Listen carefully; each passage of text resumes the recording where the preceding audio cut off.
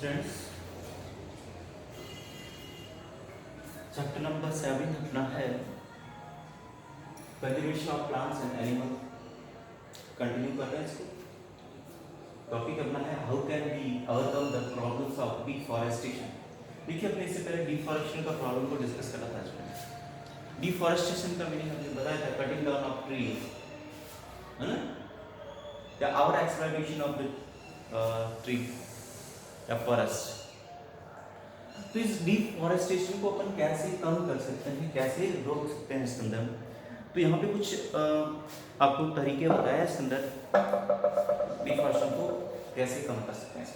तो इसके अंदर अपने को बताया इसके अंदर पहला है trees are required for manufacturing of the paper and therefore the forest. पहला चीज है इसमें डिफॉरेस्टेशन का एक रीजन है या कोज ऑफ डिफॉरेस्टेशन है। पेपर मैन्युफैक्चरिंग के अंदर बहुत सारे जो है ट्रीज का यूज होता है या फिर ट्री का जो पल्प होता है उसका यूज किया जाता है। तो ट्री जो है वो पेपर मेकिंग के अंदर यूज होते हैं। अगर अपन बात करें इसके अंदर for making 1 ton of paper, अगर 1 टन जो है वो पेपर बनाने में 17 फुल ग्रोवन ट्रीज रिक्वायर्ड होते हैं। 1 टन अगर आपको पेपर बनाना है तो 17 फुल ग्रोवन ट्रीज को कट करना पड़ेगा। तो देखिए इतना सारा फॉरेस्ट को कट करना पड़ेगा। So do we stop using the paper. तो क्या फिर अपन पेपर का यूज करना स्टॉप कर दें? स्टॉप तो नहीं कर सकते, लेकिन उसका यूज करना रिड्यूस तो कर सकते हैं, मिनिमाइज कर सकते हैं use. No, we should therefore the ensure that we do not waste the paper. तो अपन क्या कर सकते हैं? स्टॉप तो नहीं कर सकते हैं, तो अपन क्या करें? We do not waste paper. आप पेपर को वेस्ट ना करें and write on the both side of the paper, और पेपर का दोनों साइड पे राइट कर लिखना चालू करें, ठीक है। And this will reduce the consumption of paper. तो इससे क्या होगा? पेपर का जो कंजप्शन कम होगा, पेपर का सही यूटिलाइजेशन होगा। तो पेपर इज रिसाइकल। अगला चीज है आपका पेपर है तो अगर वो रिसाइकल हो सकता है तो उसका रिसाइकलिंग करें। Paper can be recycled 5 to 7 times for the use. 5 से 7 बार यूज हो सकता है recycle. Recycling of paper is the good alternative. तो पेपर का रिसाइकलिंग करके अपन वापस का यूज कर लें तो इससे भी फॉरेस्ट का कंजर्वेशन होगा। This is not only the saves the tree but also saves the energy and water needed for the manufacturing the paper. देखिए, अगर आप पेपर का रिसाइकलिंग करते हैं तो केवल पेपर फॉरेस्ट कंजर्व नहीं होते, एनर्जी कंजर्वेशन होता है, वाटर का कंजर्वेशन होता है इसके अंदर। Another advantage is that the use of the harmful chemical in paper making is also reduced। दूसरी चीज पेपर मेकिंग में जो बार-बार जो हार्मफुल केमिकल्स का यूज होता है वो भी कम हो जाएगा इसमें। Deforestation can be overcome by the reforestation. अगला चीज है, एक तो अपन को पेपर का जो है यूज कम करना है, इसको सही से यूज करना है इसके अंदर। तो इस तरह से अपन फॉरेस्ट को डिफॉरेस्टेशन को कम कर सकते हैं। दूसरा है इसके अंदर रिफॉरेस्टेशन। यदि अगर अपन प्लांटेशन करें, मैक्सिमम ज़्यादा से ज़्यादा प्लांटेशन अगर करें तो फॉरेस्ट जो है वो उसको अपन रिफॉरेस्ट कर सकते हैं, डिफॉरेस्टेशन को रिफॉरेस्ट कर सकते हैं। तो deforestation can be overcome by the deforestation. The objective of deforestation is to the regenerates the destroyed forest by the planting new trees. तो रिफॉरेस्टेशन के अंदर क्या करना है? न्यू प्लांट्स को जो है वो ग्रो करवाना है। In India we have the following act India की बात करें तो कुछ एक्ट है जो प्लांट को कंजर्व करने के अंदर हेल्प करते हैं इसके अंदर, या प्लांट्स को बचाने के अंदर ये के लिए बनाए गए हैं इसके अंदर। तो इसके अंदर है preservation and conservation of forest. इनका जो एम है एक्ट बनाया गया है, एक दो एक्ट है इसमें, फॉरेस्ट कंजर्वेशन एक्ट 1927 और एक है वाइल्ड लाइफ प्रोटेक्शन एक्ट जो है 1972, ठीक है। तो ये दोनों जो एक्ट है इसका एम क्या है? Preservation of and conservation of forest. एक तो फॉरेस्ट को प्रिजर्व करना, कंजर्व करना, और दूसरा है to meet the basic need of the people of the living in around the forest area, और उसके फॉरेस्ट के आसपास में रहने वाले लोगों की जो बेसिक नीड्स है उनको फुलफिल करना। अब देखिए, फॉरेस्ट कंजर्वेशन का एक और मेथड हो सकता है इसके अंदर, प्रोटेक्टेड एरिया।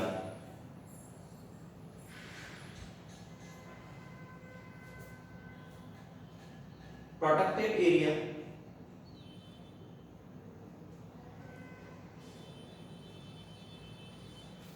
सुनिएगा क्या है protected area. To protect wildlife protected area मतलब यदि वहाँ पे जो है लीगली उन एक पर्टिकुलर एरिया को जो है वो प्रोटेक्ट किया जाता है, यदि वहाँ पे जो है कटिंग ऑफ ट्रीज है, हंटिंग ऑफ एनिमल्स है, या फिर कोई ह्यूमन एक्टिविटीज जो है जिसे कोई भी हार्म हो सकता है प्लांट और एनिमल्स को, तो ऐसी एक्टिविटीज जो है वो बैन होती हैं या फिर इन प्रोहिबिटेड होती है। तो protected area to protect wildlife in our country, the government of India has passed the wildlife protection act 1972। मैं आपको बताइए इंडिया गवर्नमेंट ने जो है वाइल्ड लाइफ को प्रोटेक्ट करने के लिए 1972 एक्ट 1972 जो है वाइल्ड लाइफ प्रोटेक्शन एक्ट बनाया गया है। इसके अंदर protected areas like a national park, देखिए प्रोटेक्टेड एरिया के अंदर क्या क्या आते हैं, ये अलग अलग कैटेगरीज है प्रोटेक्टेड एरिया के अंदर। एक तो है नेशनल पार्क है, सेंचुरीज है, बायोस्फीयर तो have been set up and maintain by the government, तो इनको सेट किया गया है गवर्नमेंट के द्वारा, मेंटेन करते हैं इनको। Protected area include the national park, sanctuaries and biosphere reserve. तो इसमें सबसे पहले अपन बात करते हैं कि प्रोटेक्टेड एरिया के अंदर आता है आपका नेशनल पार्क। नेशनल पार्क्स, ये नेशनल पार्क देखिएगा स्टूडेंट्स, नेशनल पार्क में protected area reserved exclusively for the betterment of the wild life, mainly जो है वाइल्ड लाइफ को प्रोटेक्ट करने के लिए बनाए जाते हैं। These areas are established as the approval of the legislation, ये लीगली अप्रूव करके बनाए जाते हैं इसके अंदर। In such areas any kind of activity like the forestry, इस ऐसे एरिया के अंदर देखिए ऐसी एक्टिविटी बैन होती है जैसे forestry, grazing, cultivation are not permitted and private ownership is not allowed, और उसके अंदर कोई भी प्राइवेट ओनरशिप अलाउड नहीं होती है। Any habitat manipulation activity is the not allowed in the national park. Habitat manipulation यानी जो जानवरों के रहने की जगह है उसके अंदर कोई भी चेंजेस जो है वो अलाउड नहीं होता है। The number of national park in our country is the 110, हमारे कंट्री में नेशनल पार्क का नंबर है 110, spread over the area of the 3400 square kilometre और nearly 1% of the our countries geographical area, ये अपनी कंट्री का 1% एरिया पे national park establish किए गए हैं। फॉलोइंग नेशनल पार्क है, इसके अंदर कुछ इंपॉर्टेंट नेशनल पार्क हम बात करें, कान्हा नेशनल पार्क है मध्य प्रदेश के अंदर, बांधवगढ़ नेशनल पार्क है मध्य प्रदेश के अंदर, काजीरंगा नेशनल पार्क आसाम है, नागरहोल नेशनल पार्क कर्नाटका के अंदर है, रणथंभौर नेशनल पार्क राजस्थान, गिर नेशनल पार्क गुजरात और Jim Corbett national park Uttaranchal. ठीक है, ये कुछ इंपॉर्टेंट नेशनल पार्क है इंडिया के। नेक्स्ट बात करते हैं अपन सेंचुरीज के। देखिए सेंचुरीज भी प्रोटेक्टेड एरिया के अंदर ही है स्टूडेंट।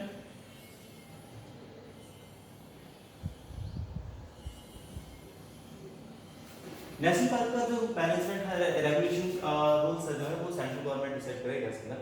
सेंचुरीज की बात करते हैं इसके अंदर। In sanctuaries the protection is given only to the animal fauna, यानी यहाँ पे केवल फोना यानी एनिमल्स को प्रोटेक्शन दिया जाएगा इसके अंदर। Activities such as harvesting of the timber and collection of the minor forest product are allowed, लेकिन यहाँ पे थोड़ा बहुत छूट होता है कि कुछ टिम्बर प्रोडक्ट है या फिर जो है कुछ माइनर फॉरेस्ट प्रोडक्ट है उनको कलेक्ट करने की इजाजत होती है। नेशनल पार्क में ऐसा नहीं होता है।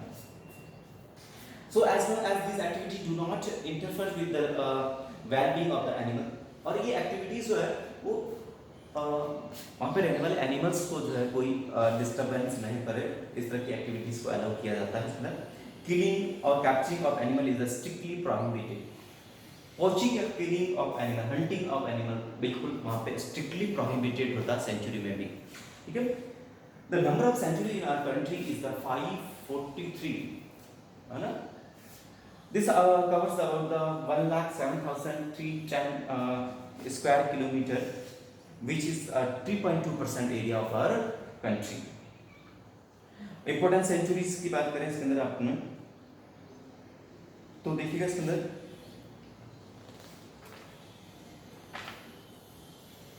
एक तो है इसके अंदर आपका इंपोर्टेंट सेंचुरी